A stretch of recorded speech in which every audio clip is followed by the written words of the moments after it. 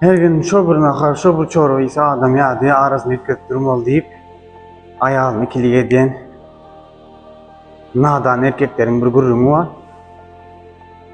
Kellen işet erkek. Belki sen özün erkek diyensin da yine hakikatte sen erkek değil de eğer ayağını kilik eden olsan hakikatte sen erkek değil.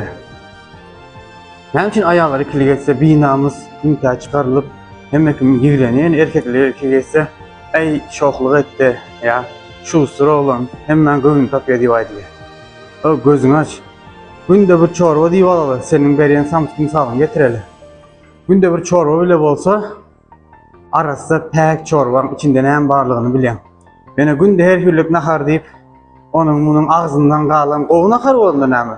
Onun bunun ağzından kalan birinin sümü akan birinin yine bir zat akan naharları işte aleni olsa iyi ver. Pajalsta sana. Yani hakiki mert erkek ayağını hiç vadikilik etme. Ve ayağını sinan. Hakiki erkek. Yine Allah'ın izin veren teritoriyasında onun öz hakkı var, nimetlerine öğlenmene hakkı var. Haramda 2-3 tane 4 saat öğlendiler. Bunda mesele yok yani. Bunu etmeyin. İl gün neme diyor, o neme diyor, bu neme diyor deyip gizleyin. Haramzade eden erkekler Allah'dan korkun hemen.